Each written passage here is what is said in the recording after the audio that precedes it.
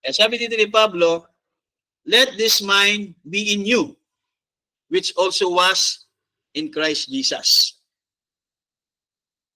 Now, sino yung person dito na binanggit niya sa verse 6?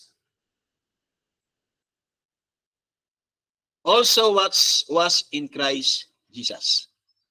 Now, dito nagbigay siya ng paliwanag. Yung person na yan. Tama? Who? Who? Question mark, who? Ano daw? Being in the form of God, thought it not, hindi inisip o hindi inari, not robbery to be equal with God. Si Jesus, nasa ang form? Form of God.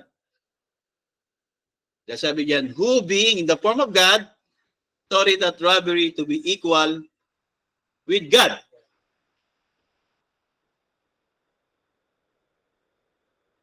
But made himself of no reputation and took upon him the form of anong servant yan? Made in the likeness of men. So, ibig sabihin, yan ay form of men. Amen? So, una, sa taas, form of God. Then sa baba, form of a servant, was made in the likeness of men. So, form of man. And si Jesus, being found in the fashion of man, he humbled himself and became obedient to death, even the death of the cross. Another scripture na kailangan din nating maunawaan ay dito sa 2 Corinthians, another epistle ni Pablo, sa 3rd chapter, from 6 verse hanggang 18 verse, hanggang 4th chapter. Basahin natin.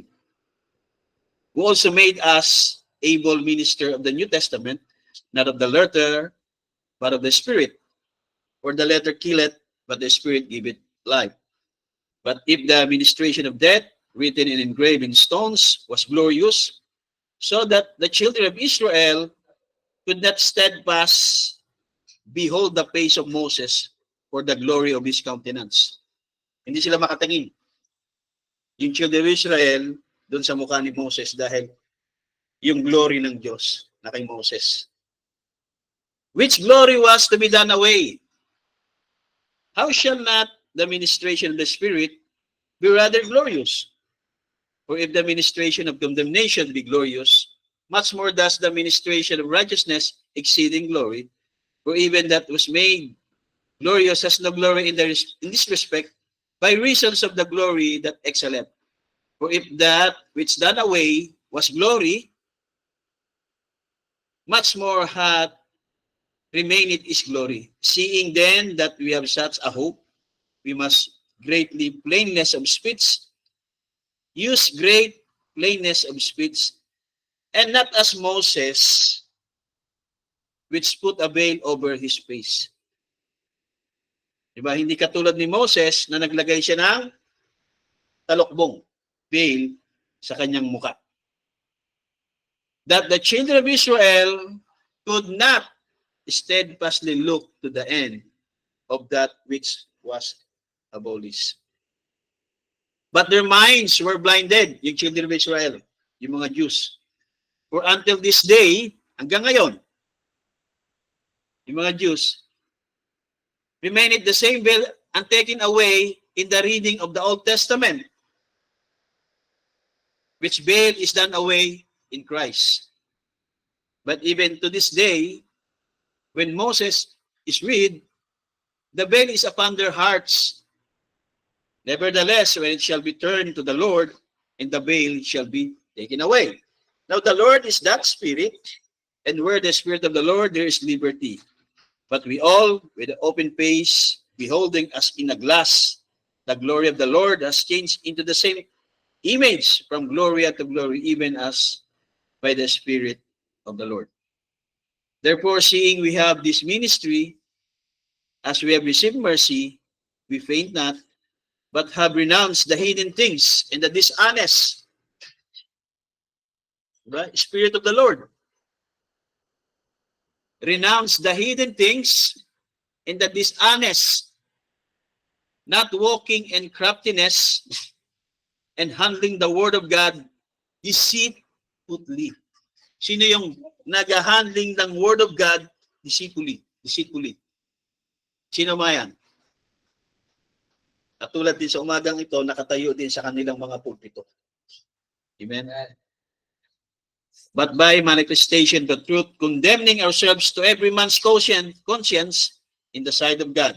But if our gospel be hid, it is hid to them which are lost. Kung hindi nila makita ito, diba kaya hindi natin kailangan itong pag-invite ka, lagi mong i-invite, pilitin mo na umaten.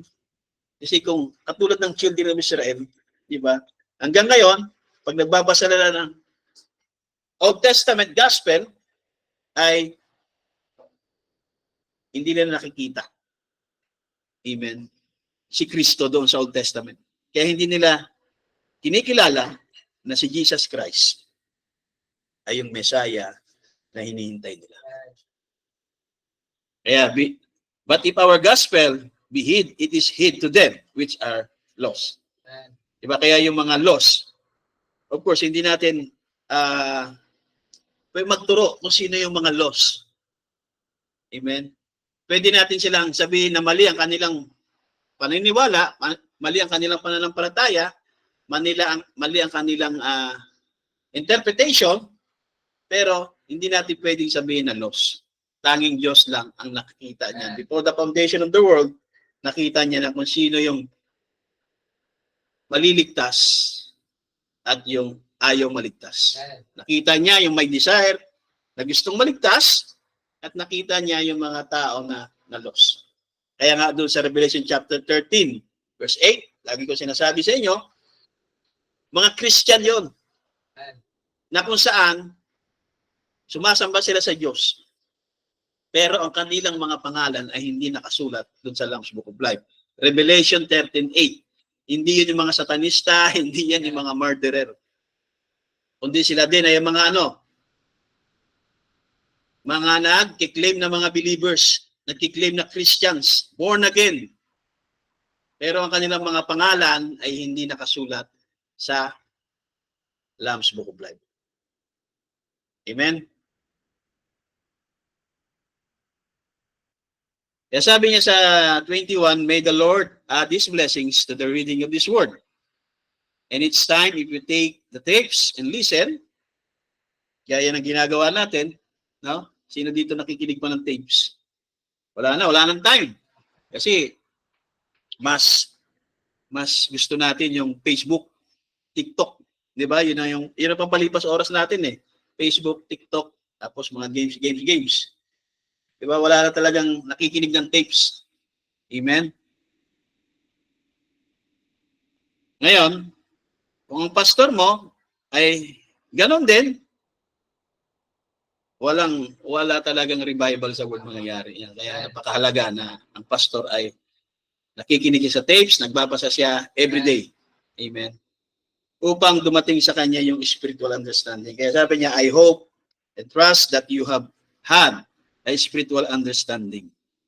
At ganoon din ang prayer ko na sa bawat kaluluwa na narito ay magkaroon sila ng spiritual understanding para maunawaan nila ang subject natin na the unveiling of God. Now, balikan natin yung Philippians chapter 2 at pansinin natin yung mga word dyan. Sa verse 5, sabi niya, let this mind be in you which was also in Christ Jesus, who, being in the form of God, thought it not robbery to be equal with God, but made himself of no reputation and took upon him in the form of a servant, was made in the likeness of men. Now, i-simplify natin muna yung scripture na yan. Makikita nyo dyan, sabi dyan, merong form of God at form of man. So, merong dalawang form. Sa Philippians chapter 2, verse 6 and 7. Form of God and form of man. At hanggang ngayon, debate to. Amen?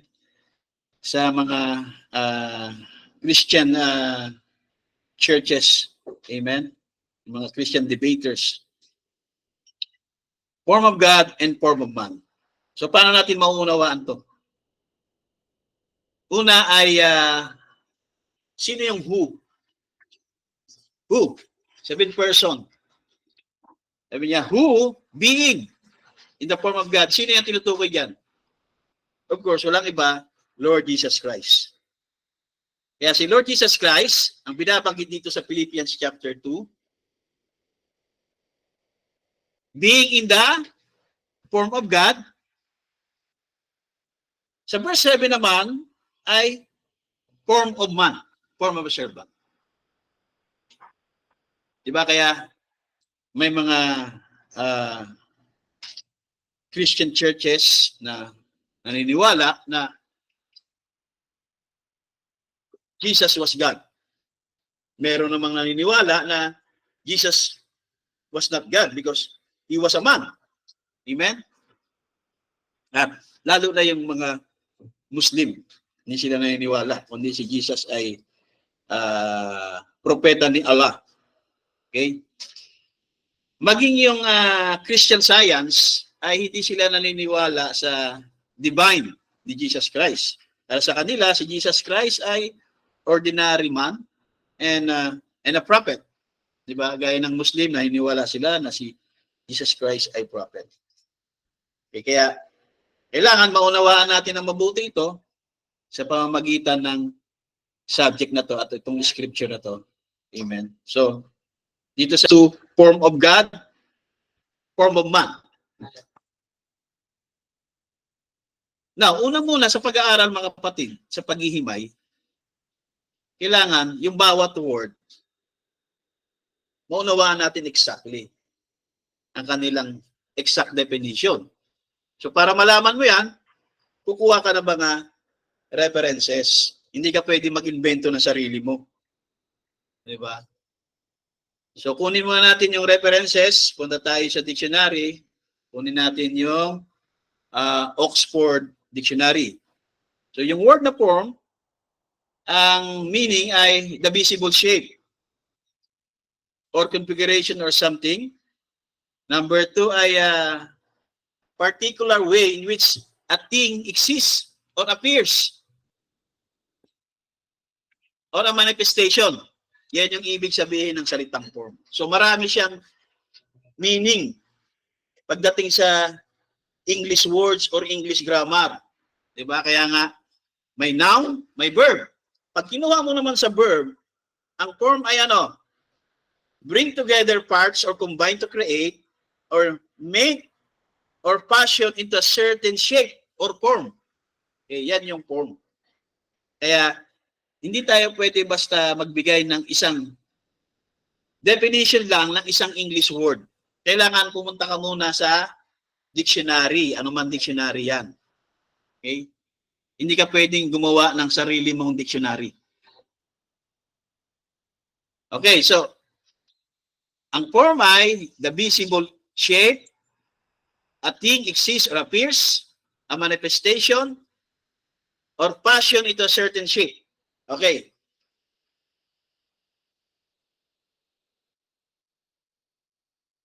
Now, yung second scripture naman natin na ginamit dyan ay 2 Corinthians 3:13. Diba? Na yung word na veil. Na si Moses, sa Old Testament time, ay naglagay siya ng veil. Takip. Sabi sa verse 13, and not as Moses, hindi katulad ni Moses, na kung saan ay naglagay siya ng kang takip sa kanyang muka. Diba, mabasa niyo yan sa Exodus chapter 33 and 34. And the children of Israel saw the face of Moses, that the skin of Moses, nakita ng mga children of Israel na yung mukha ni Moses ay ano? Nagliliwanag. Kaya naman si Moses ay naglagay ng tinatawag na takip sa kanyang face. Amen? Yan. And not as Moses which put a veil over his face. Dito naman sa sulat ni Pablo. Now, of course, kunin din natin yung exact definitions. Amen? Ng salitang veil. Sa noun, yan ay a piece of fine material worn by a woman to protect or conceal the face. Di ba? Sa ordinarily yan, sa kasal, di ba? Meron niyang tinatawag na bridal, tinatawag na cover. Okay? A thing that serves to cover, conceal, or disguise. Pag naka-conceal, ibig sabihin, hindi mo mabasa, hindi mo malaman niya kasi concealed yan eh. Parang selyo. Sa verb ay cover with a veil.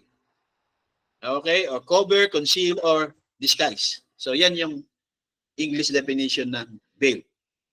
Kaya ko ginagawa itong presentation na to para hindi na maulit-ulit yung nangyari sa atin noon. Na kahit mali na yung pronunciations, mali na yung translation niya, amen tayo ng amen. Diba? Anong tawag doon? Sa tingin nyo? Oh. Diba? Amen tayo ng amen, pero mali na kasi nga naniniwala tayo eh. Man of God to, pastor to eh. Diba? Headship pa. Pero mali na nga yung pronunciations. Hindi yung ginagaya nating pronunciation. Tapos mali pa yung meaning pala. Diba?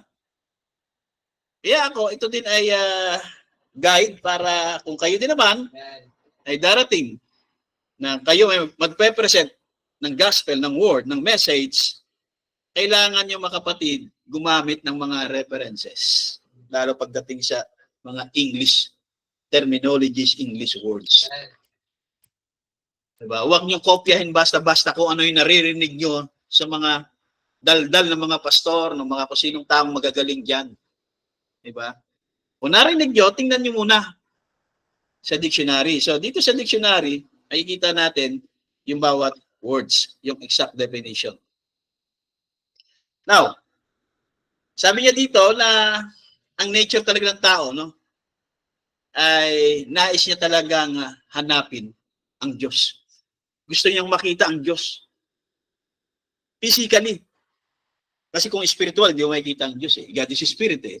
Kaya ang nature talaga ng tao ay he sought to see God physically. Amen? Kaya nga, maraming mga tao, mga kapatid, like mga Indians, di ba? Sinasamba nila yung araw.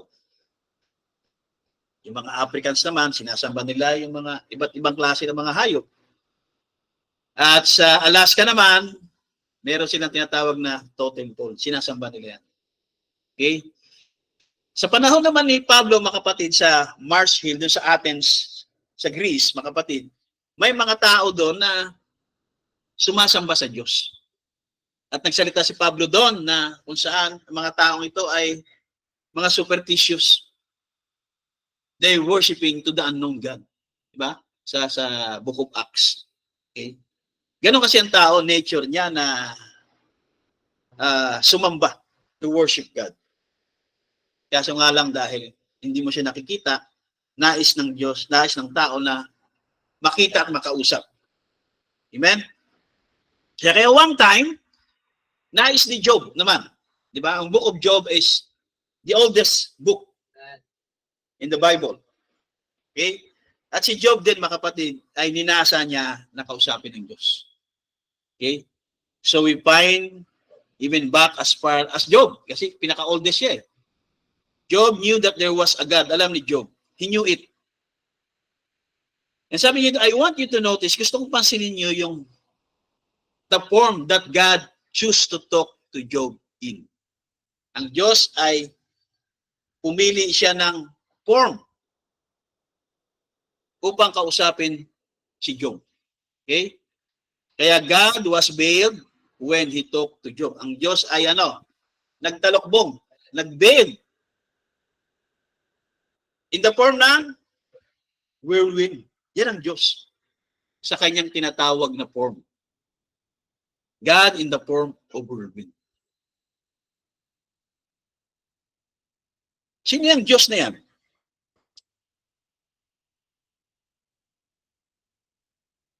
Di ba? Sino yan?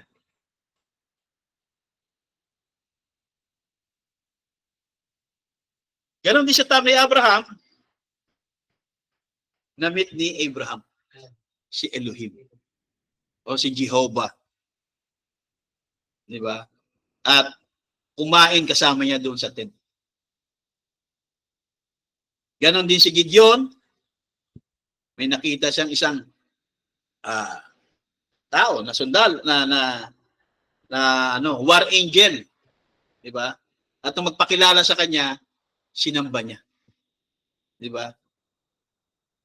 Si Moses naman ay yung pillar of fire doon sa burning bush. Amen. So makita natin na sa time ni Job ay merong tinatawag na ang Diyos ay nag-bail in a whirlwind. Kaya naman, mababasa niyo madalas sa message na Jehovah of the Old Testament, a Jehovah of the Old Testament is Jesus of the New Testament. Kaya, kapag hindi na ituro, na ipaliwanag yan,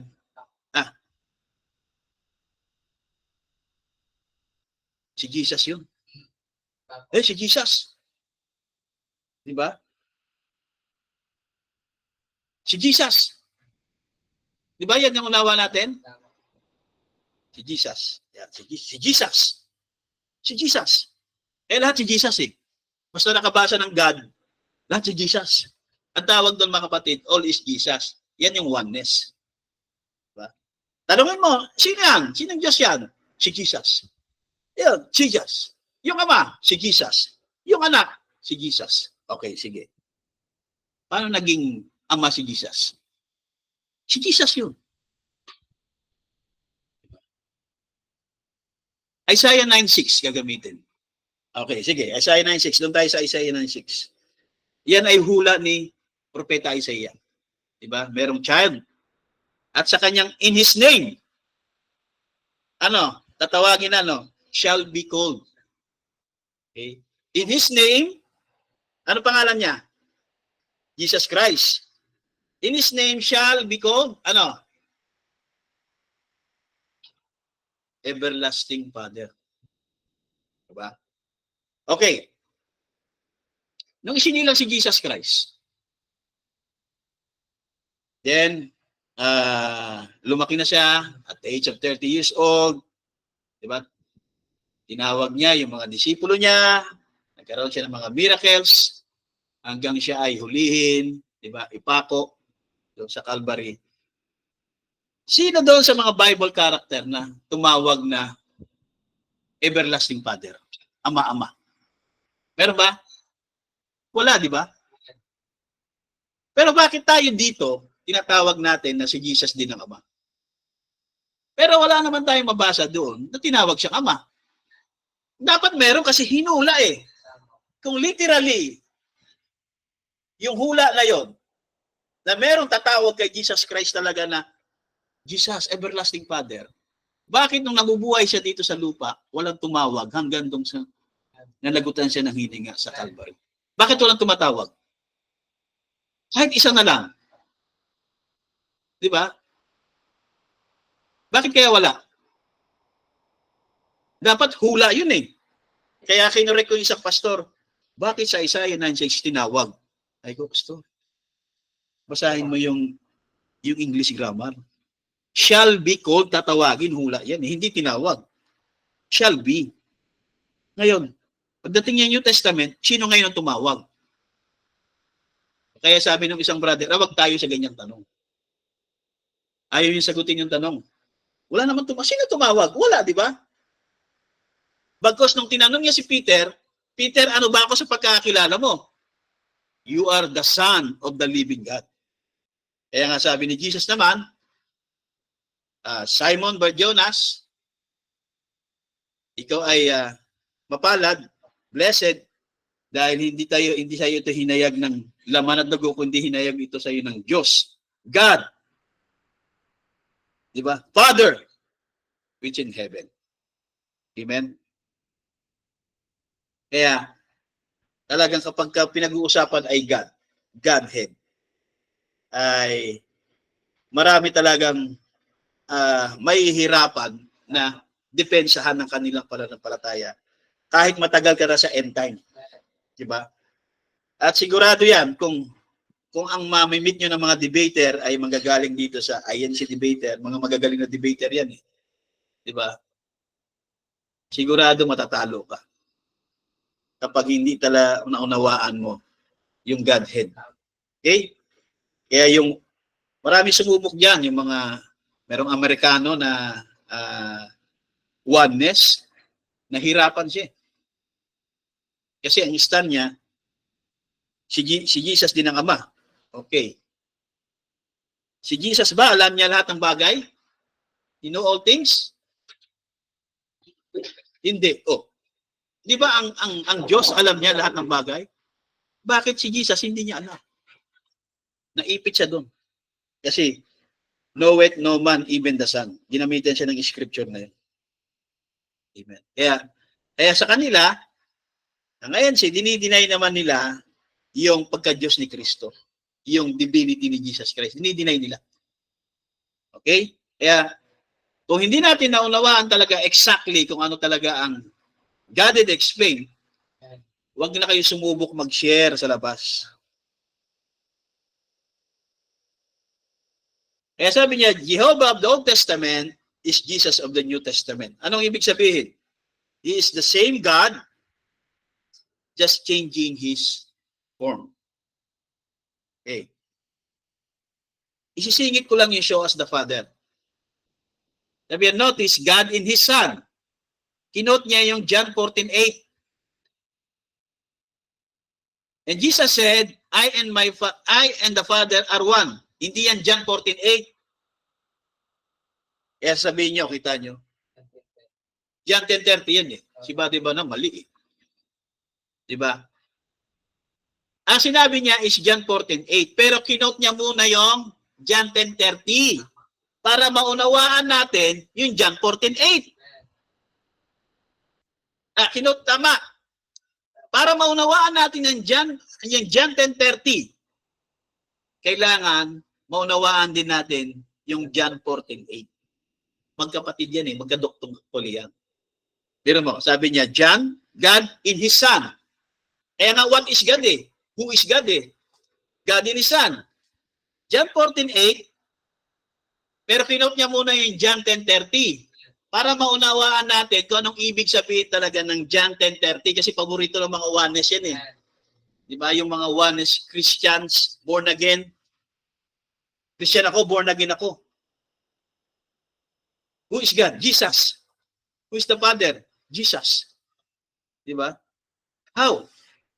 John 10:30, kabisado ko yan kasi minamaster ko noon yan. Pag magpe-present ako ng Godhead. I and my Father are one. Kahit tulog, alam ko yung John 10:30. Pero kita nyo, John 14:8, binanggit niya, pero minention niya muna yung John 10:30. I and the Father are one. Amen? Pansinin nyo rin sa grammar. R. Yup. Dapat nga is one eh. Di ba? Dapat is one kung siya din yung Ama, dapat is one. Pero tama yan sa English. Kasi yan talaga yung English grammar. Okay? Pero kinote niya muna yung John 10:30 bago niya binasa yung John 14:8. The Father dwelleth in me. Diba? Yung word na dwelleth ay ano? To occupy. Yun ang ibig sabihin ng dwelleth. Dwell. To occupy. Kaya sabi niya, it's not me that doeth the works. It's my Father that dwelleth in me. He doeth the world. Kaya God in His Son. God was in Christ reconciling the world to Himself. So every time na minimension niya yung I and my Father are one, ang kaduktong niyan lagi, John 14:8. Kaya niya sinabi na ako, ang Ama ay iisa dahil ang Ama ay nakatira sa akin. Dwell. Nasa loob ko ang Ama. At ako, at ang Ama, at ako ay nasa Ama. Yan yung ibig sabihin na God in His Son. Kaya, ang ibig sabihin pala ng Jehovah of the Old Testament is Jesus of the New Testament ay ano? Here. Si Jehovah nagkatawang tao.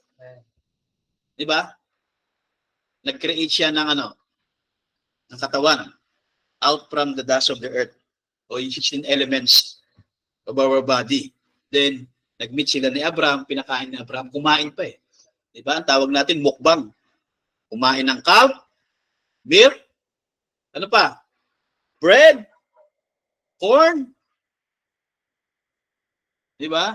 Makikita mo, ang daming kinain. Gutom na gutom. Kasi ang Diyos ay nasa operation, nasa form ng man. At sa New Testament naman, ang Diyos ay nasa form din ng man. Diba? Kaya sabi ni John, whosoever shall confess that Jesus is the Father, pali pala, is the Son of God, God dwelleth in Him. Yung mga wanis bulag dyan eh. Hindi nila iniintindi yung dwelleth eh. Yung God dwelleth. Tapos, He, si Jesus, yung Son, in God. Kaya the same God, just changing His form. Yan. Yan yung form ng Diyos. Kaya Jesus of the Old Testament, Jehovah of the Old Testament is Jesus in the New Testament. He is the same God, just changing His form. Sino yan? The great Elohim sa Hebrew. Sa Hebrew word na God ay Elohim. Ang ibig sabihin ay ano? The self-existing one. Amen? Si Jesus Christ ay hindi self-existing one. Sonship may beginning eh. Kaya walang eternal sonship.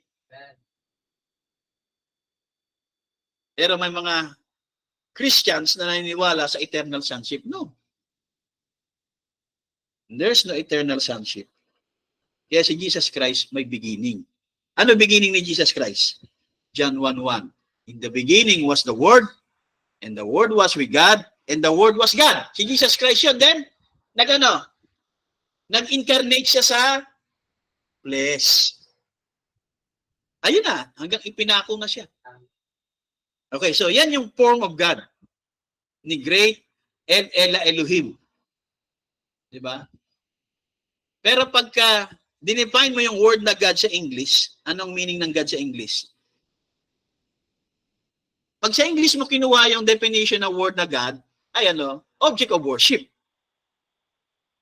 Pero hindi mo kukunin sa English definition. Kukunin mo sa Hebrew. Diba? Kaya yung Genesis 1:1, in the beginning, Elohim. Yun ang tamang interpretation. Hindi in the beginning, God. Kapag sa English mo kinuha yung meaning, in the beginning, object of worship. Kukunin mo sa Hebrew. Kaya, malaki talagang debate pag ang salitang God, hindi natin naunawaan. Diba? Ano bang God ang sinasabi mo? Yung Elohim, yung self-existing one, o yung object of worship? Kasi magkaiba yun eh. Lahat ng bagay na nag-exist dito, na ginawa ng tao, o nag-exist man, pwede mong gawin ng object of worship. Kaya nga, yung araw, ginawa nilang Diyos eh. Ano yung Diyos na yun? Hindi si Elohim yun. Hindi si Jehovah yun. Di ba? Sino yun? Diyos-Diyosan yun. Na ano, araw. Ginawa nilang object of worship. Sa Africa, yung mga hayop, ginagawa nilang God, object of worship. Sa Alaska, yung totem pole, ginagawa nilang God, object of worship. Di ba? Kaya sabi niyan, isingit ko yung message na why. Sabi niya, messenger of the covenant that met Abraham there before the burning of Sodom, yan yung last Sunday, when he had his back turned to tent, and the spirit that was within him, who Abraham recognized to be God Almighty, yung bumisita sa kanya. Tatlo yun eh. Pinakain niya. Di ba nagpatirapa pa nga si Abraham eh. But dahil na-recognize ni Abraham, at si Abraham mga kapatid ay naniniwala sa iisang Diyos. Biro mo, tao, dumating, tapos sasambahin niya. Merong revelation si Abraham. Alam niya ang Diyos, Ama, ay Espiritu. Pero nagpakita sa kanya yung tao, sinamba niya. Dahil na-recognize niya na ano? To be God Almighty. The great El Elohim. The self-existing one manifested in flesh. Anong ginawa? Eat a cow's scalp, eat butter, milk, and cornbread, and then vanish right in the sight of Abraham. When he was manifested in flesh by virgin birth. So another manifestation dito. Kanino na ngayon?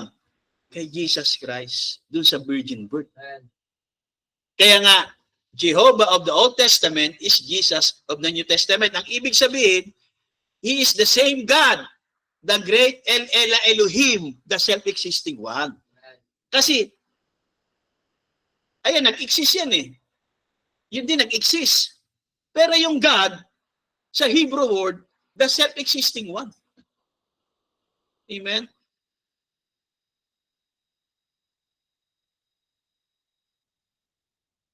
Then sabi niya, meron isang Baptist minister out in Tucson. Minumento niya. Nagtanong sa kanya, di ba lang, paano mo nasabi na si Jesus at ang Diyos ay would be the same person? Sabi niya, it's easy. Well, it's very easy if you let your own thinking get away. Ganun din sa atin. Alisin muna natin yung mga natutunan natin ng mga ling-aral sa pinanggalingan natin mga simbahan. Diba? Kahit na lumabas ka na doon eh. Dala-dalawa pa rin yung mga turo sa pinanggalingan ng simbahan. I mean, they are the self-same being. Paano nangyari? Anong ibig sabihin ng self-same being? God is Spirit. Jesus is the body that He was veiled in. So yung self-same being, ay ano, God is a Spirit. Yun yung same person. Isang persona lang na nasa kanyang katawan. Sino yung katawan niya? Si Jesus. That was, Jesus is the body that He was veiled in. Yan yung katawan niya. Yan ang sinabi sa Philippians na form of God. Diba? Eh sabi doon, who being in the form of God. Jesus is the body that He was built in. Yung nag-iisang Diyos na hindi nakikita na tinawag na Great Eternal, the Great Spirit, o the Father, o Eternity, kapatid, ay nasa kanyang katawan na. Diba? Yan na yung form ng Diyos. Pagdating dito sa virgin birth. Sa Old Testament, maraming form ng Diyos. Pillar of fire, at kay Job, ayan anong form? Whirlwind. Kay Moses, burning bush. Back part of a man. Di ba? Kay Joshua, ay ano? War angel. Di ba? So the great Elohim, the self-existing one, they are the self-same being. God is a spirit. Jesus is the body that He was veiled in. Yan. Yan yung form of God. One time, sino to? Si Philip, 'di ba? Lord, show us the Father. Kaya doon sa pagbinasa ko, parang nadismaya si Jesus Christ. Tagal na natin magkasama, Philip. Hanggang ngayon, gusto mo pa rin i-show us the Father. 'Di ba?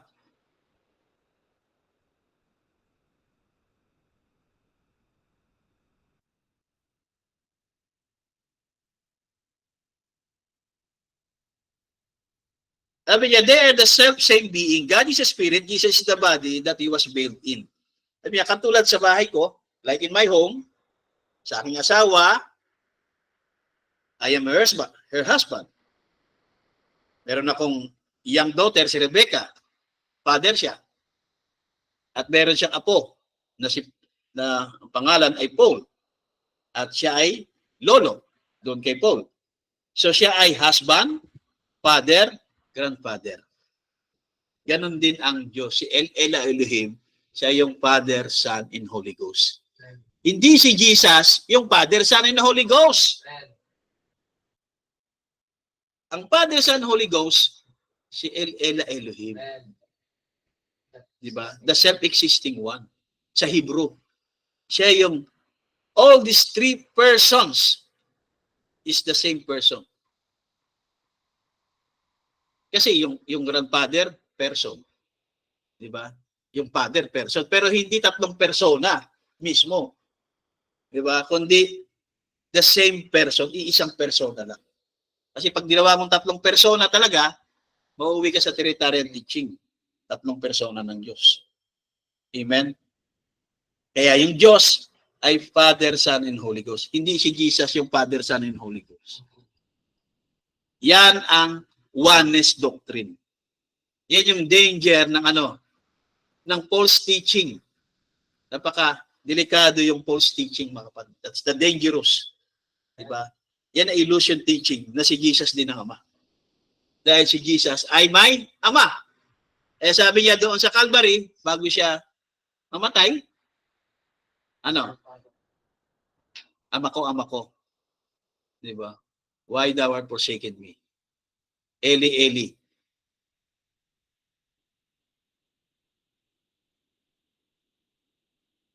And dito muna sa scriptural signs, God came down in the form of man. Si Elohim, katulad sa panahon ni Abraham, God came down in the form of a man. Diba? God came down in the form of a man as man took the form of God. Then God took the form of man to redeem back. Amen. Para tubusin. Ang Diyos, nag-form of a man. At yung form of a man na yon ng Diyos, na ginawa niya, yun na yung form of God. Kaya huwag nilang hanapin yung form of God. Labas sa form of man. Kung ano yung form of man na ginawa niya, yun na yung form of God. Kasi pagtatanungin niyo, ano ang form of God? Teka muna, Brad. May form ba ang Diyos? Meron, wala? Walang ibang form ang Diyos kundi yung form of man na ginawa niya. Na kinreate niya doon pa lang sa Old Testament at hanggang dito sa womb ni Mary. Di ba? Yung virgin birth, yung immaculate conception. Okay? So, yung form of God, walang form ang Diyos kasi nga, God is a spirit. Paano magkakaroon ng form ng espiritu? Unang-una, invisible eh. So, hindi mo pwedeng sabihin na, ayun yung Diyos. Anong form? Diba? Kaya walang form ang Diyos ayon sa Bible. Paano nagkaroon ng form ang Diyos? When He created His own body. Kaya nga, God came down in the form of man. As man took the form of God, then God took the form of man to redeem man back.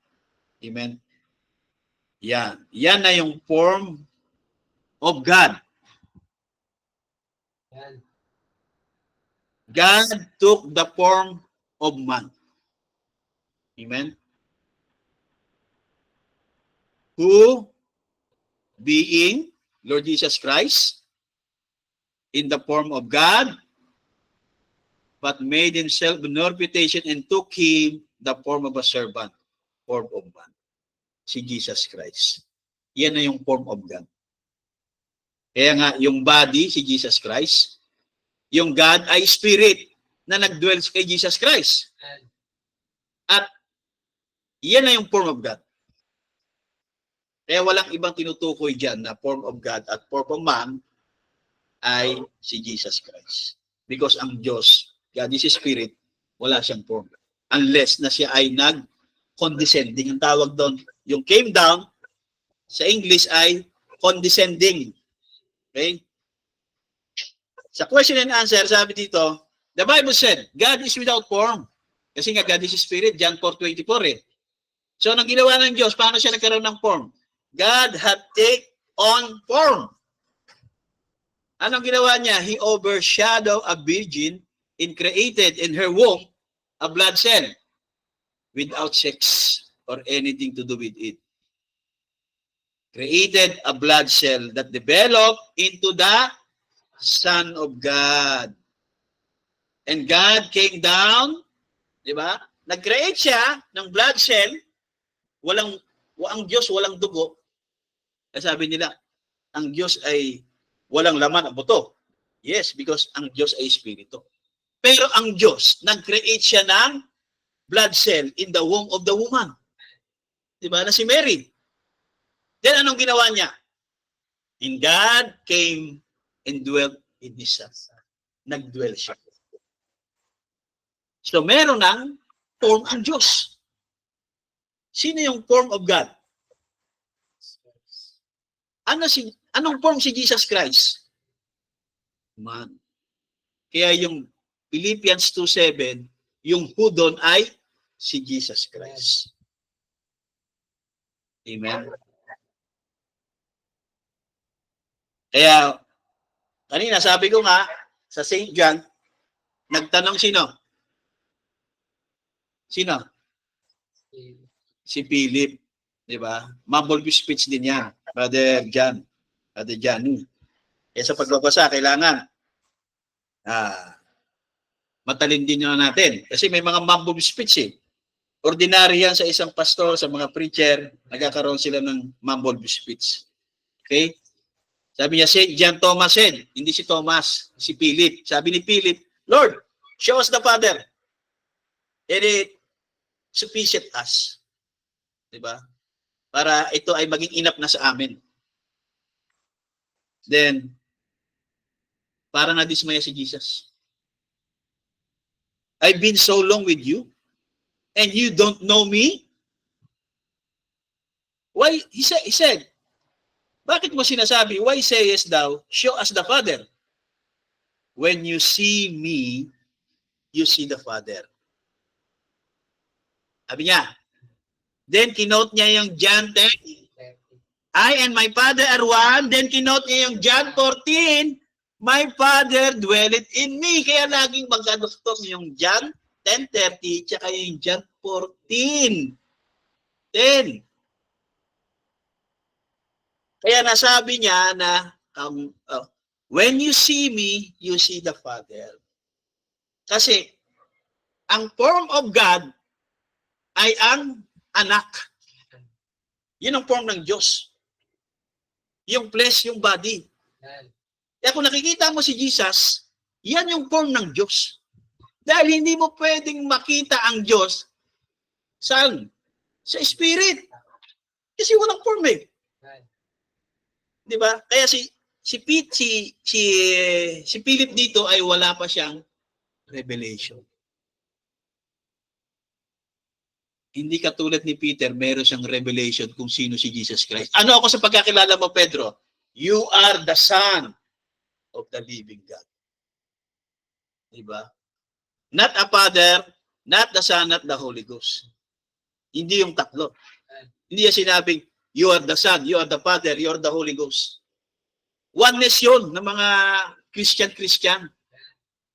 Diba? Pero si Peter, precise sa revelation niya, na you are the Son of the living God. Hindi niya sinabing, you are the Father, you are the Son, you are the Holy Ghost. Oneness yun. Yan yung understanding ko noon. Yan din ang understanding yun noon.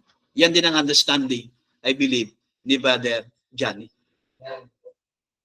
Di ba?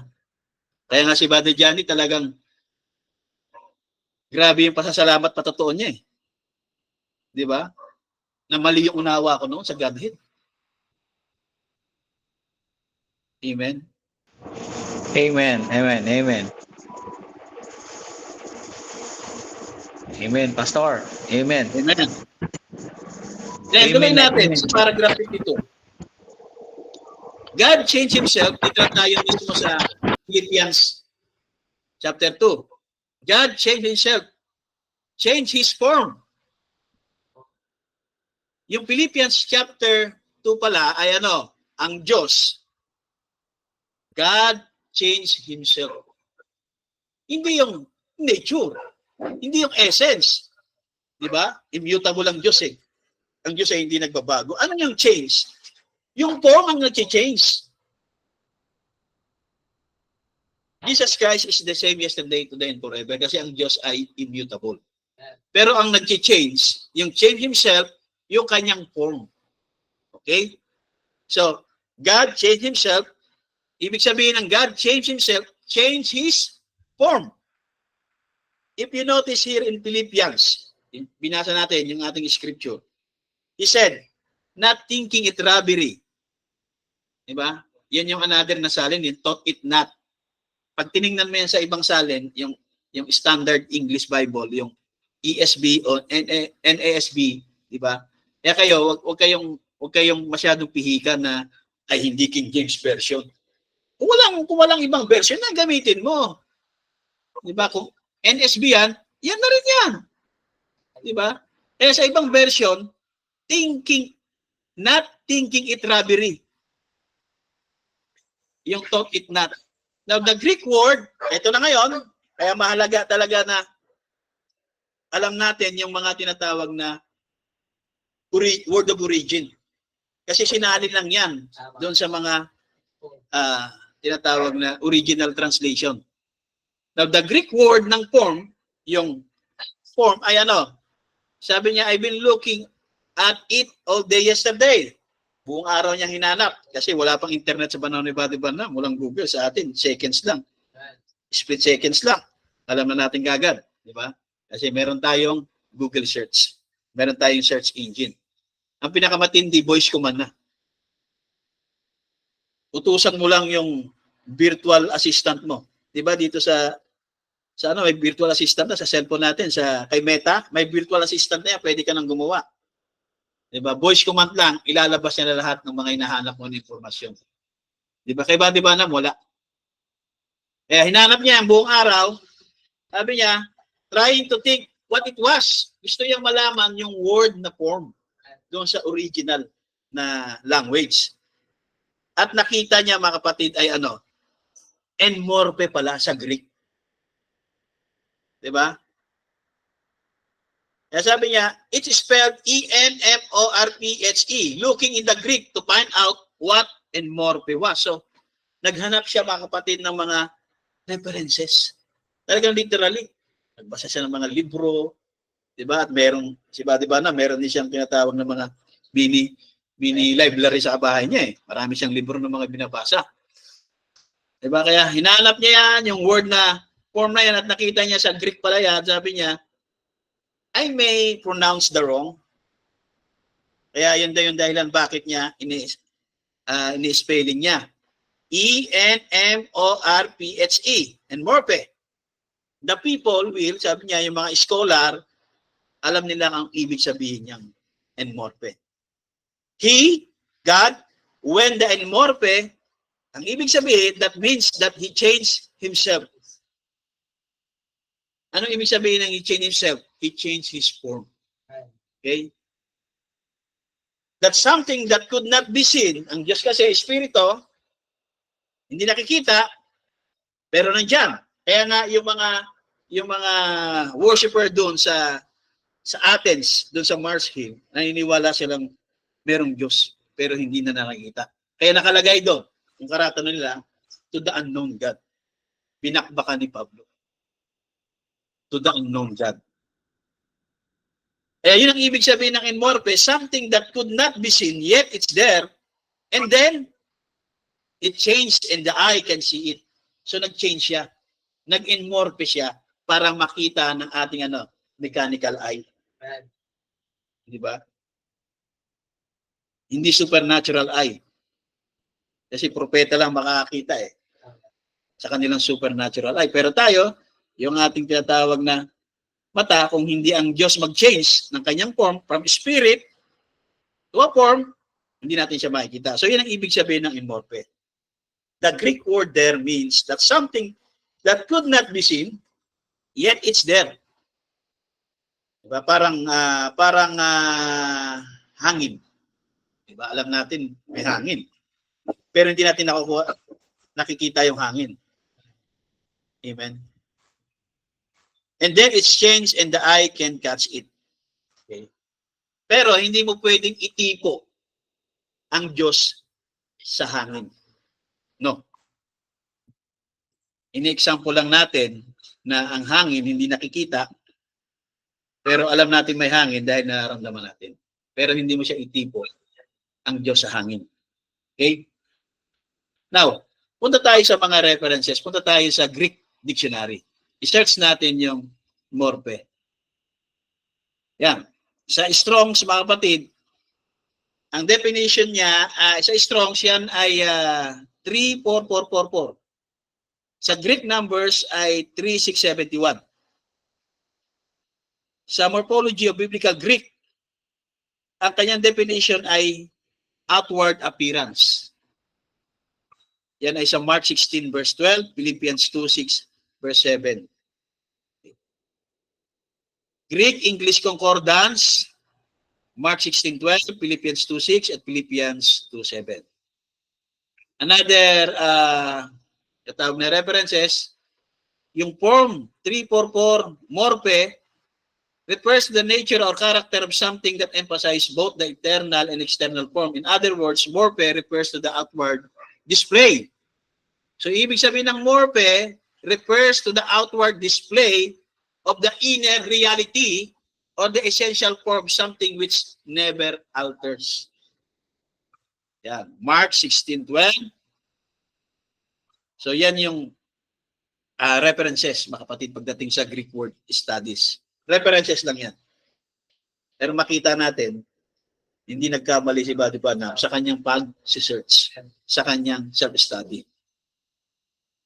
So, sabi niya, that's why I'm trying to say that God, that always was, is here. Naniniwala kayo dyan, nandito ang Diyos. God, always was, is here.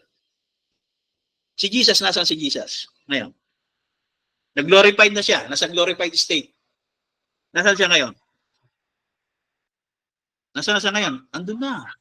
Sa heaven na, umakyat na yung kanyang glorified body. Diba? Pero, God is here.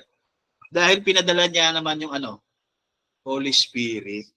God is here. So, God, changing His form. Kaya ang Diyos ay nasa form ng Holy Spirit. Okay?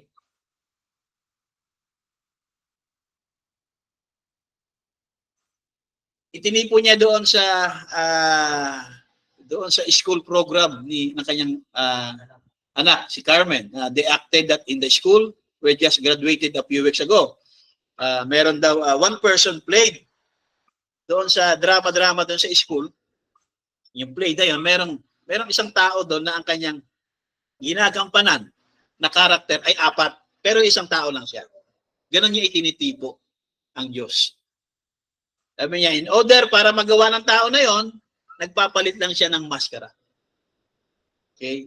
Sometimes he comes out this character, and the next time he comes out is another character.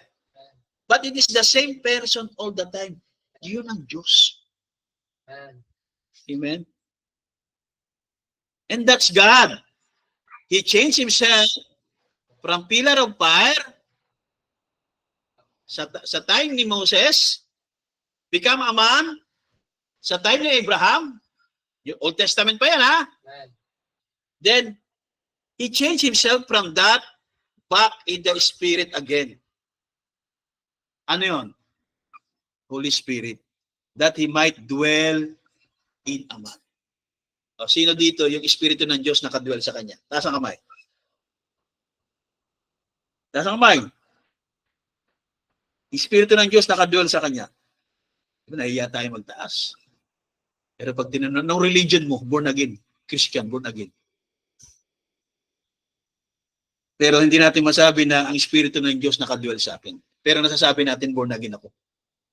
Paano ka naging born again? Kasi ganyan-ganyan eh.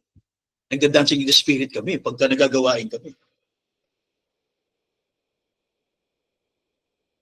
God acting in a man, what He really was. Jesus Christ was God acting in a man. That's what He was. He changed from the pillar of fire, and then He come in, which was veiled in the wilderness, that hid God from Israel. Moses seen the shape of His body. Nakita ni Moses yung form ng Diyos. Diba? Anong shape? Human shape, yung back part of a man. But really, He was hid all the time behind this pillar of fire, which was the Logos that went from God. Sino yung Logos? John 1:1. Si Jesus Christ sa form ng Logos nung Son. Yeah, God in the form of man, He changed Himself from the form of God to a form of man. Okay? He came in three sons' name. Huwag na yan. Ahaba eh. Tsaka natin talakayan yung three sons' name.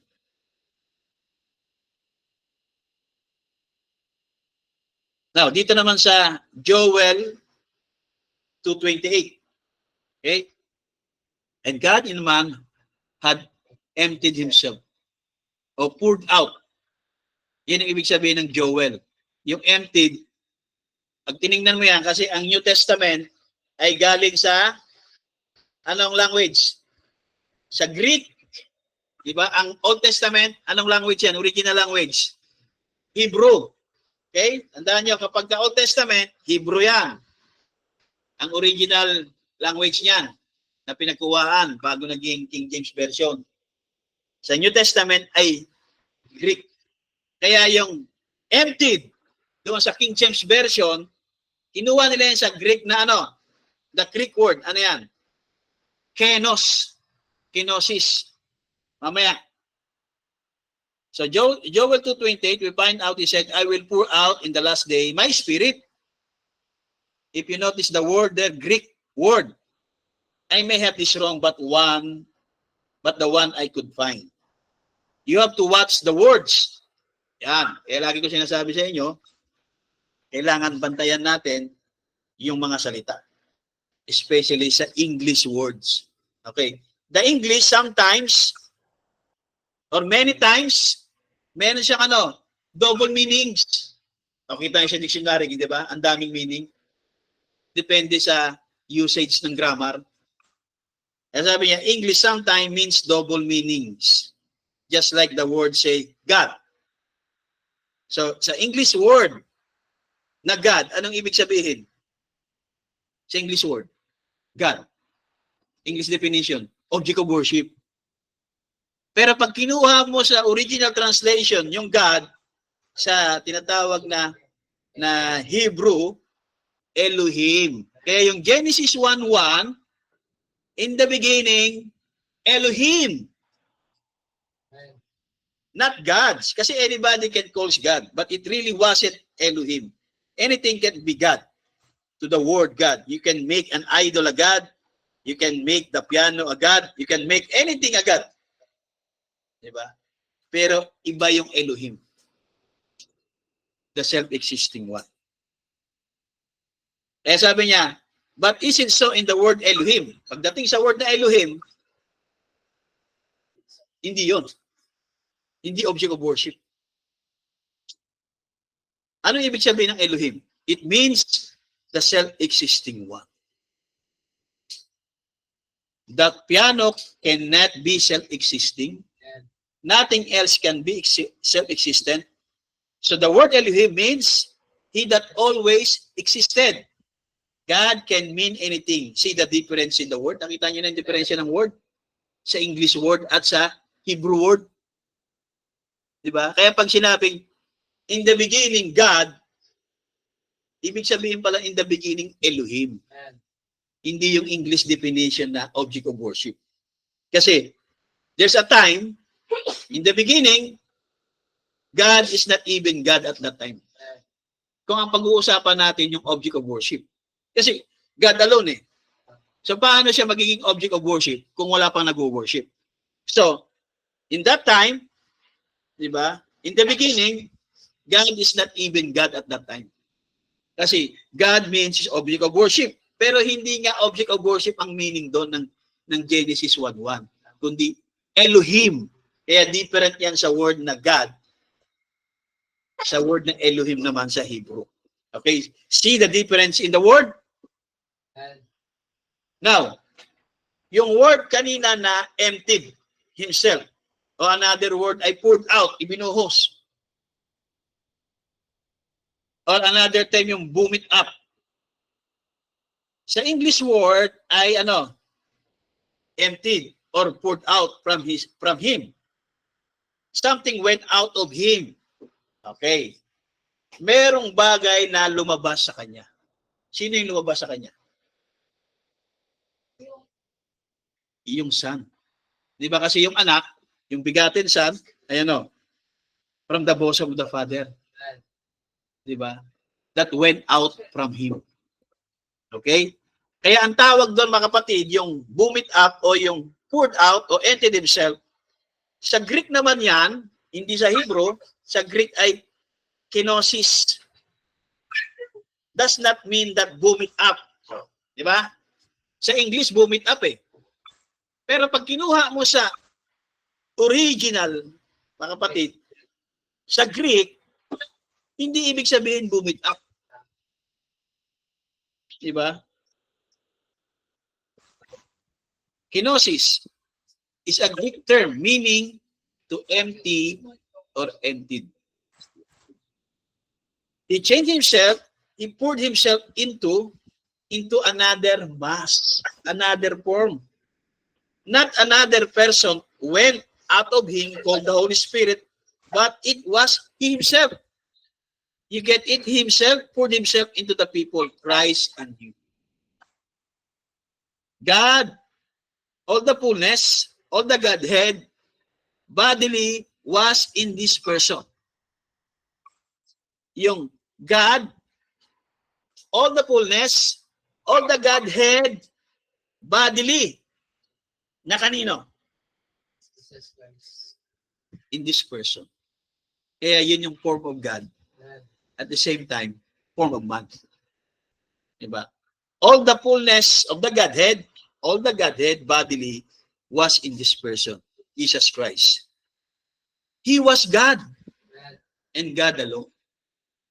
Not a third person or a second person or first person, but the same person. God veiled in human flesh. Kaya Jesus was God. Because all the fullness, all the Godhead bodily was in this person.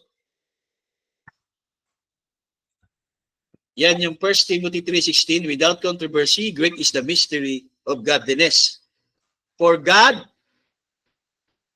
Elohim, capital G-O-D in the Bible, refer it back. Diba? In the original, it said, Elohim. In the beginning, Elohim. And Elohim, diba? And Elohim, yeah, and Elohim, without controversy, great is the mystery of Elohim. For Elohim was made flesh.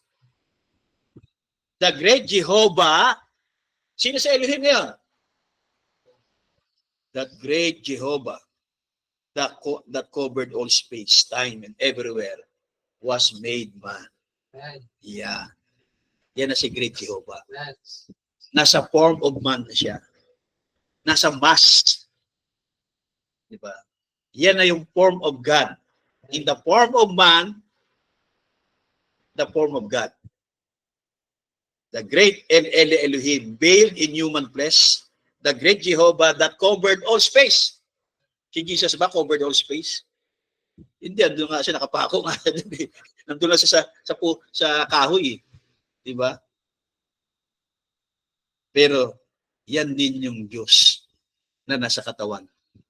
Di ba? Form of God. Form of man. Who is this great unseen person? Sa time ni Abraham, yung pinakain niya, yung nagpatira pa siya nung dumating sa kanya. Who is this that Abraham seen in vision? God himself came to Abraham in the form of man. At the end time, manifested, he saw him in a little light. One time he saw him in a vision, he heard his voice, many revelation. But just before the promised son, he saw him in a form of man. Bago dumating yung promised son. Kaya bago dumating si Jesus dito sa New Testament, ang Diyos din ay nagkatawang tao na. Meron ang nauna na form of God, form of man. Hindi lang sa Philippians, sa panahon ng Sodom. Diba? Sa panahon ni Abraham. In the form of man at the end time. So yun yung form of God. Yung form of man. And talk to him and fed him meat and drink. God himself veiled in human flesh. Yeah. Kaya nga, prefigure ni Jesus Christ. That's the way God did. He bred this one to that one, to this one, to that one. Yun ang ginagawa niya sa Old Testament. Si Jehovah, nagkatawang tao. Tapos pagdating sa New Testament, nag-bred uli siya. Diba? Pero bago yun, si Melchizedek. Diba? Yung King of Salem. Yan yung, he bred this one, to this one, to that one, to this one, to that one. Iba-iba lang na maskara na po. Diba? Kaya si Melchizedek, hindi siya si Jesus pagdating sa form. Diba? Kasi si Jesus may beginning. Diba? Siya ay galing dun sa womb ni Mary, kinreate. Pero si Melchizedek, walang beginning nor ending of his life. Si Jesus may beginning, isinilang, then namatay, pinangako na buhay, umakyat sa langit. Yan ang ginagawa ng Diyos. He bred this one to that one, to this one, to the one, to this one, to that one. Till he got exactly what he wanted. That's how come down. God unveiled himself in a pillar of fire. The prophets, then into the Son of God. Notice, through the ages, the same way by his prophets, he has revealed himself. Them wasn't exactly prophets. Yung mga propeta, hindi naman talaga exactly mga propeta lang talaga. They were gods. He said so. For what they spoke was God's word. They were the flesh that God was veiled in. They were gods. Diba? Yung mga dinatnan ng salita ay mga Diyos. So it was God formed in a man called prophet. Sino yung mga propeta sa Old Testament? Abraham. Ano pa? Si Moses. Diba? And the word of the Lord come to this man. So it wasn't the prophet. The prophet was the veil. But the word was God. But potentially, it was God. He was the word of God in the form of a man called a man. Sa Old Testament. Like I changed from husband when my child is born. Nung isinilang na yung kanyang anak, ano na siya? Father na. Pero same person pa rin. Ganon din ang Diyos. Diba? When my grandchild is born, I am great father, pero siya pa rin. I don't change. Ganon ang Diyos. Still me. El Ela Elohim. Hindi naman nagbabago ang Diyos. Si El Ela Elohim. Amen? Ang nagbabago lang ay ang dispensation. Ang nagbabago ay form. So si ba, diba na nagbabago sa kanya ay yung dispensation. Nung isinilang yung kanyang anak, father na siya, tatawagin na siya. Nung isinilang yung kanyang apo, tatawagin na siya na grandfather. It's just I change your form. And the nature changed it down from a young man to a middle-aged. Ganun din tayo. To a middle age, to an old man, and there you are. You just change your form. Diba? Bata, hanggang tumanda, nagbabago yung form natin. But it's the same person all the time. The same person, God all the time. Sa Greek ay El Elohim, the self-existing one, the Almighty God.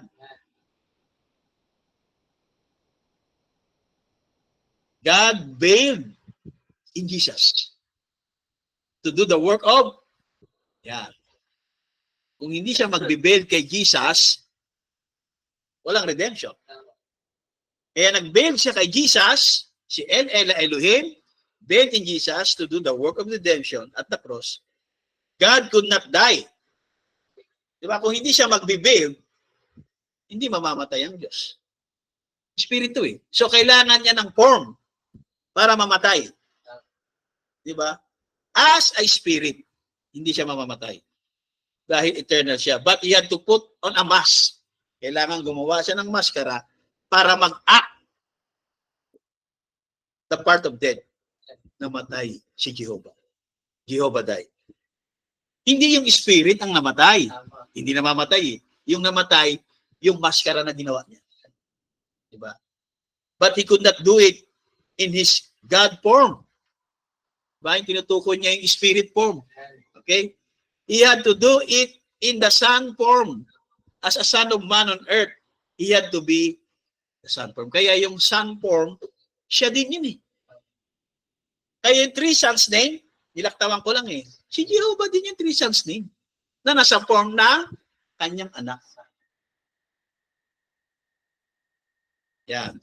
God, the great Elohim, the self-existing one, nasa form. Kanino? Kay Lord Jesus Christ. Form of God, form of a man, Lord Jesus Christ. He had to come into human flesh. Kaso, hindi pwedeng dumaan sa sexual desire. Diba? Kaya si Jesus Christ, come into human flesh, no sexual desire. So it had to be sex. He proved it to his own coming. He come not in sexual desire, but through virgin birth. And he changed his mask from Jehovah. Nagbago siya ng maskara from Jehovah, who covered all space, time and places at the same time, to Jesus. In order to take the redemptive work in the drama that he was acting out in God at the cross. In God at the cross. Si Jehovah din yan. Kaso nasa form of man. Sino yun? Si Jesus Christ. At yun din yung form of God. Eh, yung iba nalilito yung form of God, form of man. Yung form of God, yung form of man. Diba? Kaya nga hinahanap niya, ipakita mo sa amin ng Ama. Ayan, nakaharap mo na eh. Tagal na natin magkasama eh. Diba, yung form ng Ama, yung anak. At yung anak, yung form of God. Yung form ng man, ay yung form ng Father. Kaya ang tagal na natin magkasama, people. Kaya ako, ang Ama ay isa, dahil ang Ama ay nakadual sa akin. Hindi yung ako din yung Ama kasi. Ano pa na, ako yung Ama, ako yung anak. Si Jehovah yung tinutukoy doon na nagkaroon siya ng form, di ba? Yung body, si Jesus Christ. The Greeks wanted to see him. Ito na, yung mga Greeks na. Ano yun na, si Philip eh. Ito nga yung mga Greek. Gusto namin, sabi niya, gusto namin makita si Jesus. Di, ito na nga, kaharap na lang si Jesus. The Greeks wanted to see him. In St. John 12:20, many of you heard me preach on that saying, Sirs, we would see Jesus. Yan, gusto yung basahin. Sabi ng mga Greeks, Sirs, we would see Jesus. Now, the Greeks were scholars. They were great men, matatalino. And they had a great feeling for God. As Paul preached to them on Mars Hill. Notice the very words that Jesus reported back to them. Sabi ng mga alagad, gusto kong makita ng mga Greek. Lord Jesus, gusto kong makita ng mga Greek. For they come to see who he was and they could not see him. They seen the form. Gusto natin makita. So, na-meet ngayon nila si Jesus Christ. They seen the form, but he was in his temple. God was in his temple. Sino yung templo? Si Jesus Christ, veiled in human flesh. Yan. God in his temple, veiled in human flesh. Ngayon, nakaharap na nila ngayon, face to face si Jesus. Why could it see Jesus? Nakaharap na nila si Jesus, hindi ibig sabihin invisible. Talaga nakaharap si Jesus. He was masked. God was masked. The Greeks wanted a God pala. Yung gusto na makita yung Diyos. Kasi akala nila, si Jesus yung Diyos. Eh gusto namin makita si Jesus. Nung nakita nila si Jesus, ayaw nila paniwalaan. Kasi nakikita nila tao. Ang hinahanap nila, form of God. Eh nakikita nila form of man. Ang hindi nila alam, yung form of God ay ang form of man. Si Jehovah, yung Diyos, ay si Jesus in the Old Testament, of the New Testament. Diba? And that's the same thing today. Sabi niya, they could not see him because of the veil. Ganon yung mga Hudyo ngayon. Yung mga Jews. Naniniwala sila sa historical Jesus, na totoong may Jesus, pero hindi sila naniniwala na yung form of God, yun yung Diyos in the form of man, form of God. Hindi na paniniwala na Diyos si Kristo. Ganon din yung mga Greeks. Meron silang bakit? Meron silang veil. That's the same thing today. They can see him because of the veil. It's over their face. Yun sila, justified pa. Kasi may veil sila eh. Diba? Ang Diyos ang naglagay ng veil. Diba? Binulag sila. For a purpose na makapasok ang hintil. So binulag sila ng Diyos para makapasok ang mga hintil. Pero dito sa atin, binulag tayo ng denominational doctrine veil. Hindi Diyos ang bumulag sa atin. Ang bumulag sa atin, yung mga simbahan ng mga nagturo sa atin. Denominational veil. O si Jesus din ang Ama, si Jesus din ang Anak, si Jesus din ang Espiritu Santo. Denominational veil tawag yan. Binulag tayo ng mga pastor na yan, ng mga simbahan na yan. Pero yung mga Hudyo, binulag ng Diyos. Amen. Para makapasok ang mga hintil sa grace. Kaya, these Greeks were masked, or Jesus was masked to the Greeks. Diba? Nakikita nila physically si Jesus, pero hindi nila kinikilala na siya yung Diyos.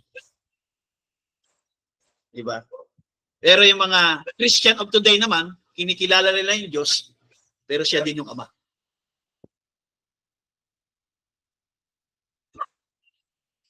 Hindi yung ang Ama ay nakadwell sa Kanya. Iba din yung siya din yung Ama, iba yung Ama ay nakadwell sa Kanya. Di ba? Iba yun. Pag sinabi mong ang Ama ay nakadwell sa Kanya, siya yung maskara ng Ama. Okay?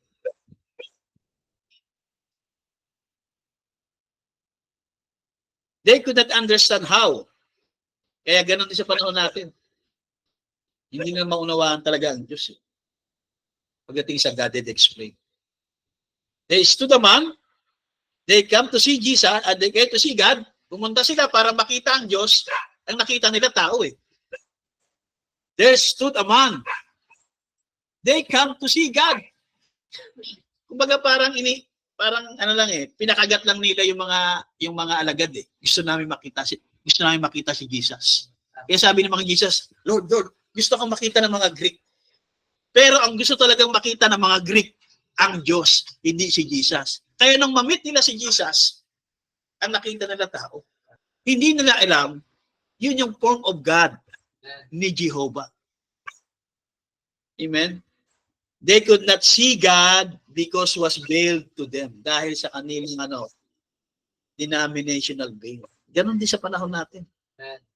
Yung mga maling turo pagdating sa Godhead. Hindi natin makita talaga yung Godhead. Kasi mga maling aral turo God was veiled in a man. Yan. God was veiled in a man. God, veiled in the form of man, hid himself from their view. Itinago ng Diyos. Diba? Sa kanilang paningin. They could only see a man. Yan, nakikita nila. Kaya nga, dinuraan pa siya Diba? Pinainom pa ng suka Tapos tinusok. They could only see a man, but those who predestinated, seeing God.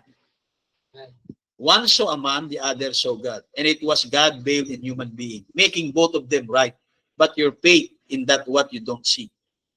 God veiled in a human being, He was in the flesh, and that flesh was His veil. So yung flesh na yan ay veil ng Diyos. The veil was rent. Diba? At talagang totoong, nung namatay si Kristo, during that time, yung templo, merong veil doon na rent talaga, na hati. Diba? In the Old Testament, muna sabi niya, God was hid when He was on His mercy seat. Yan. Yung mercy seat, doon sa in the wilderness. Nakatago yun sa loob. Doon sa pinaka-innermost, yung pinaka-innermost ng loob ng tabernacle.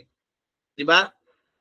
Sabi niya, ang Old Testament, nandun ng Diyos. God was hid when He was on His mercy seat. Nandun siya sa mercy seat. Nasa loob niya.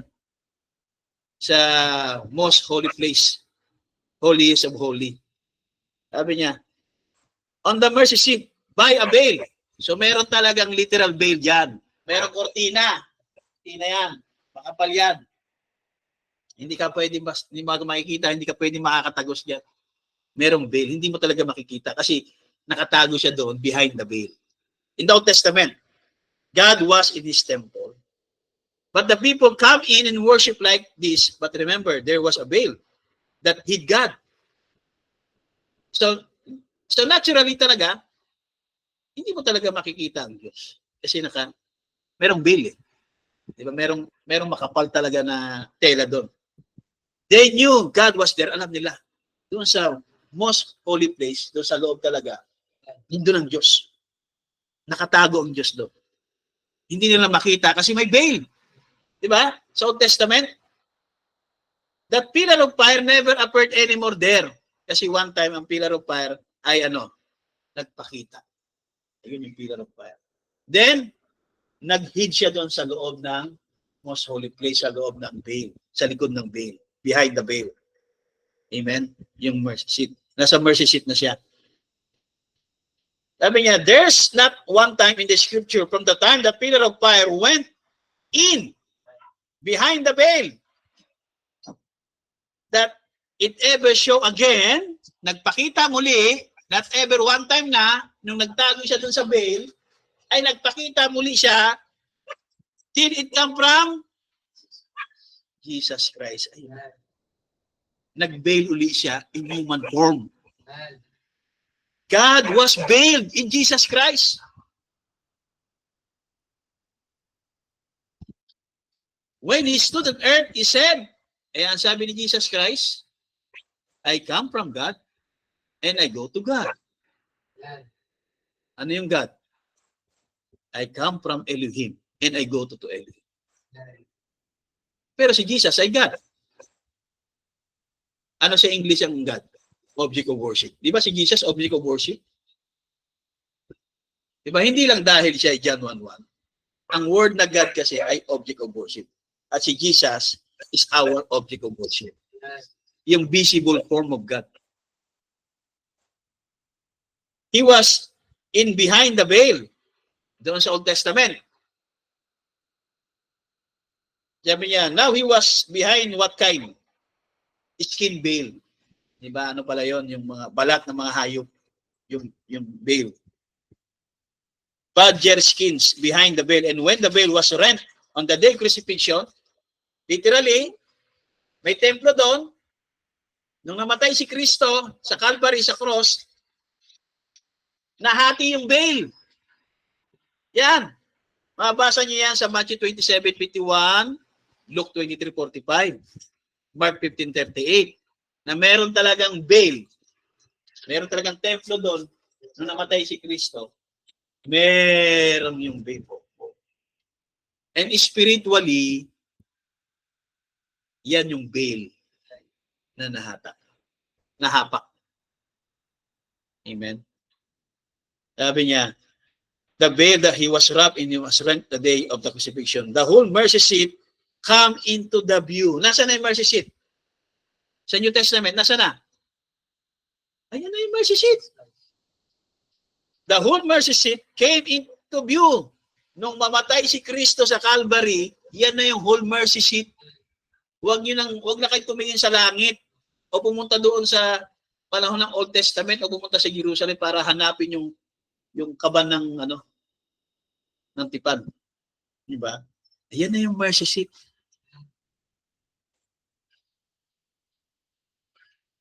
Kaya since Pentecost, since the crucifixion, when that veil was rent from top to the bottom for the generation, Jesus was that God veil.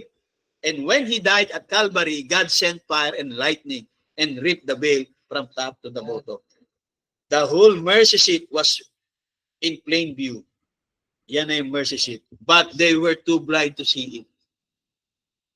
Diba? Yung mga Jews. Diba? They are too blind to see it. Kaya, at the reading of the Old Testament, reading of Moses, when Moses is read, yet the veil is there on their heart. Brother and sister, that's what the Jew did when the veil was rent and brought God into plain view. Hanging on the cross, he was in plain view. Yan na yung mercy seat, pero hindi na nakikita. Kaya kahit pumunta ka sa Jerusalem, sa Israel, diba? At mag-preach ka doon about kay Jesus Christ, bubugbugin ka pa doon. Kasi blasphemy sa kanila yun. Kakasuhan ka. Huwag kang mag-share doon, lalo sa mga bata. Kakasuhan ka, may batas doon. Nasasabihin mo si Jesus Christ, siya yung Diyos na pinako niyo. Kasi binulag sila. Pero yung mga Christian of today, binulag sila, hindi ng Diyos. Binulag sila ng kanilang mga pastor, ng kanilang mga doktrina. Ang tawag doon ay denominational veil. The unveiled God, plain view, they should have seen Him standing there. Kaya napaka-meaningful yung symbol ng tinatawag na cross. Kung makikita nyo, diba, may mga simbahan, mga end-time churches, meron silang mga cross. Kasi very meaningful at powerful yung symbolical ng cross, mga kapatid. Yan yung mercy seat. Diba, kahit lagyan pa ng tao yun walang problema doon. Kasi yung symbol, mga kapatid, na the unveiling of God. Hindi lang nila naintindihan. Kasi nagkopya-kopyahan lang sila Diba, merong isang malaking simbahan, nang pumunta sila, yung mga pastor, may cross. Kaya nagpagawa sila ng simbahan, may cross din. Kopyahan sila. Pero hindi nila nakita. Diba, yung meaning po niyan, yung unveiling of God. The mercy seat. Kaya tayo, ganun din. Diba? Kapag may tayo ang simbahan, maglalagay tayo ng cross. Diba? Dahil yan yung mercy seat, the unveiling of God. What it is, there was their God. Diba? Yung Diyos ng mga Hudyo. There was their God hanging on Calvary and they were too blind to see it. The whole mercy seat is setting in plain view. Napakalinaw. Plain view. Pero they are too blind to see it. Anybody can see it. The veil is red. Glory to God. The whole mercy seat comes into plain view. What is it? God wanted to show the mercy seat. God wanted to show them who He was. It was Jesus Christ hanging on the cross, the mercy seat, and what it was, the people were too blind to see it. In time of Moses coming from the presence of God with the word of God for that age. Diba? Exodus chapter 19. In the presence of God with the word, he had the word for that age. Si Moses, he had the word for that age. And there is a word for age. And Moses coming forth, his face shines so. Diba? Kasi yung word na kay Moses, he had the word. Kaya yung mukha ni Moses, lolobat na ako, ay nagliliwanag. The word was in him, ready to be manifested, give out to the people. In time of Moses, sabi niya, the true word, God had wrote it. It was with Moses. Veiled himself. Ang Diyos, sa time ni Moses, ay nag-veiled kay Moses. Kaya yung mukha ni Moses nagliliwanag. He was that word. Amen. Sino dito ngayon ang Diyos nag-veil sa kanya? Pag nagliliwanag, yun na yun. Di ba? Kaya, do not follow Moses. Yung iba gusto mag-Moses eh. Gusto mag-propeta-propeta. You cannot follow Moses. Amen.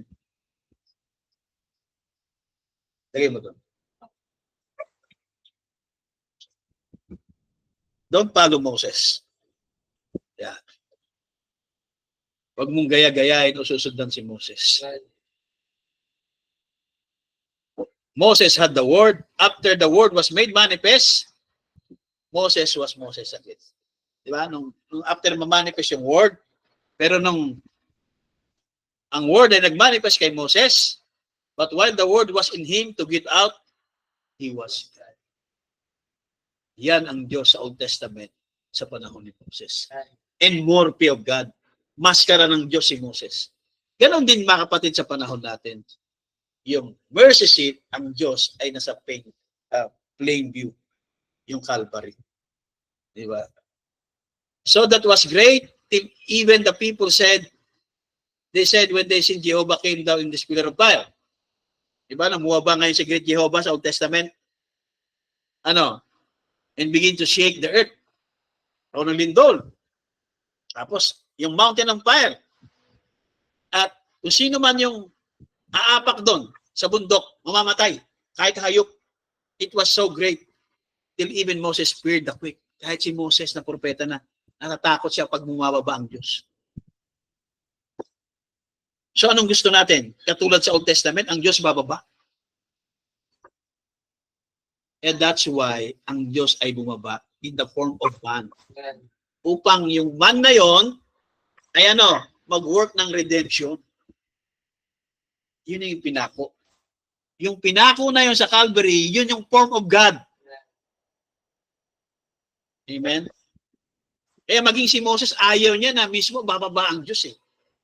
Diba? Sabi niya, and even if anybody to try to go that mountain, kasi bumaba ang Diyos sa mountain eh. Perish, even animals. It was so great that even Moses feared the quake. Then, if that time he shook just the mountain, sa panahon natin, isusyok niya ngayon, ay heaven and earth, kapag bumaba ang Diyos. Yan. Bumaba sa mountain. Even the people was out there, they could not stand to see that. Ayaw nila, hindi sila makatayo, hindi sila makatagal. Kaya sabi nila, Moses, let Moses speak, not God. See why the pillar of fire don't appear too much. Exodus chapter 20:19.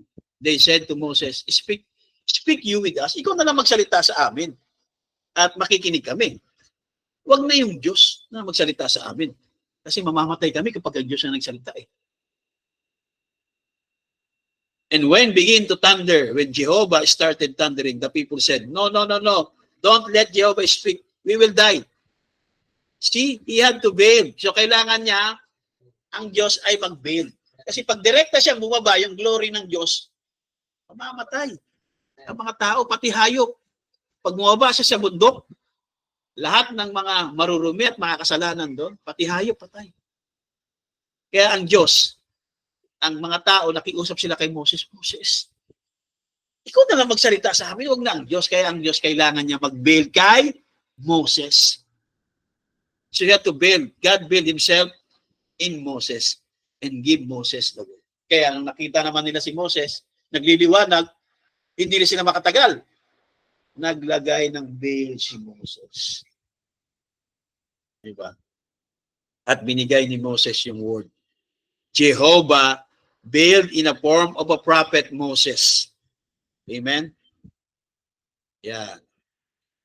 Moses was the veil, the living word of God, veiled human flesh. The pillar of fire was Moses, speaking what was to be veiled later behind skins. You see? Yan. Veiled in human flesh, Moses with the word speaking what was to be later put behind a badger skin. So is Christ our Moses? Sa panahon natin, Christ is our Moses. He was God veiled in human flesh. Yan na ngayon ang Moses natin. Diba? Veiled in humanity, in flesh. Yan yung form of God. The anointing is a person. The word Christ means anointed one. The anointed one. Then Moses was Christ in his day. He was the anointed one. Jeremiah was Christ in his day with a portion of the word. Diba? Kaya nga, sa mga prophets, dumating sa kanila ang word portion. But when Jesus came, he came as the Redeemer, anointed one. Without measure. And that both Moses and all was in Moses, all the word, all the Godhead bodily was in him. That's the reason the whole temple, veil rent, and the mercy seat come in the perfect view. He was anointed one. Kaya nga sabi ng mga debatista, iba yung nag-anoint, iba yung in-anoint. Tama yun. Merong nag-anoint, merong in-anoint. In that sense, tama talaga yun.